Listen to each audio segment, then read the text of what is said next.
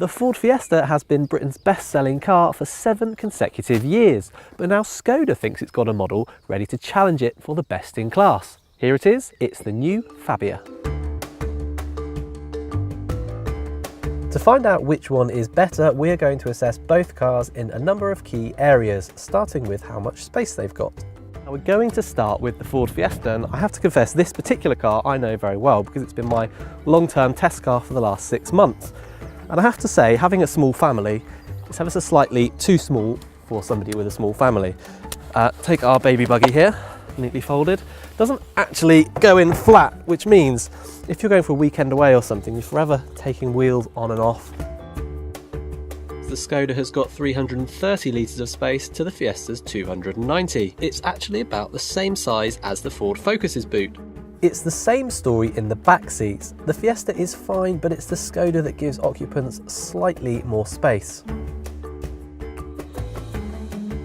Next, we move on to driving position and dashboard design. We're in the Fiesta, and I have to say, driving position, spot on. This is a Zetec spec car, which is our recommended spec, and we've got reach and height adjustment on the steering wheel and also height adjustment on the seat. In terms of specifications, Zetec gives you USB connection for your iPhone, you've got Bluetooth for your phone and air conditioning. I have to say though, while these heater controls are really nice and clear and simple to use, the buttons up here for the entertainment system are a bit fiddly. Next we move on to the Skoda, and first thing to note, you get the reach and height adjustment just like in the Fiesta. This is an SE spec car. The other thing you'll notice is it feels a lot like a Volkswagen in here, and that's not surprising because Volkswagen actually owns Skoda these days. Like the Fiesta, lots of storage, good clear heating controls. Where this jumps ahead is in this touchscreen. All models get a 5-inch one. This is actually 6.5 inch, this touchscreen, and it's very responsive. It looks very smart. And while the overall sort of feel in here is rather sober compared with the Fiesta, it actually feels a bit classier as well. It feels more modern. So really for interior, the Skoda edges ahead. Where this Fabia needs to shine if it's in with a chance of beating the Fiesta is in how enjoyable it is to drive. Today we're testing the 1.2 petrol engine, which we rate as the best for the Fabia, and coincidentally it's also closest in terms of price and performance to the engine that we rate as the best in the Fiesta, the 1 litre EcoBoost. The first thing to note is that the 4-cylinder engine in the Skoda is quieter than the Ford's 3-cylinder. However, both provide easy acceleration, defying their tiny capacities. This gearbox is nice and light to use. In fact, all the controls are really effortless. Visibility is excellent, the ride is amazingly comfortable, I have to say. And all in all, this is going to be a car that is very easy to drive in town, in traffic, on long journeys, no problem at all. If there's a drawback, it's that it's not particularly engaging, although I do appreciate that is not the top of everybody's priorities.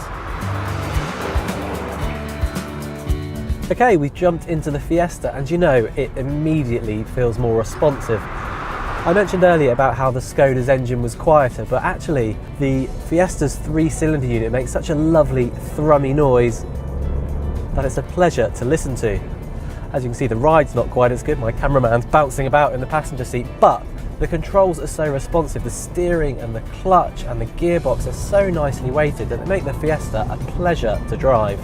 The main downside with the Fiesta is that hard ride that we've already mentioned. I mean, don't get me wrong, it's not unbearable, but it does mean that over long distances or bumpy roads, the Fiesta is just not quite so composed as the Fabia.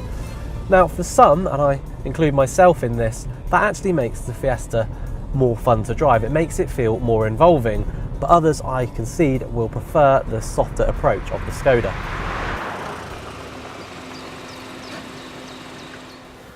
So, the Fabia has a bigger interior and it's better on a long journey, whereas the Fiesta is more fun to drive. It's looking pretty close, I think you'll agree, but can we split them on affordability? The Skoda costs from £10,600, but for the model we recommend, which is the 1.2 turbo petrol in SE spec, it's £13,400. Now, that's about £600 cheaper on a model-for-model basis than you'll pay for a Fiesta. However, because the Ford has been around for so much longer, you can actually haggle a much bigger discount. Look at servicing and insurance costs, and it's no easier to separate the two cars. Where the Skoda does edge ahead, however, is in fuel economy, because although both cars manage about 60 mpg in official fuel tests, it's much easier to obtain those sorts of high figures from the Fabia than it is from the Fiesta. These are small differences, but they do add up to a package that, unless you really value the Fiesta's driving thrills, is going to be more appealing to more people. Do you know, it's taken a while, but I think the Ford has finally been beaten. Do you agree? Tell us in the comments section below. Once you've done that, don't forget to subscribe to our YouTube channel by clicking up here, and you can read detailed reviews of the Fiesta and the Fabia on the Telegraph Cars website by clicking up here.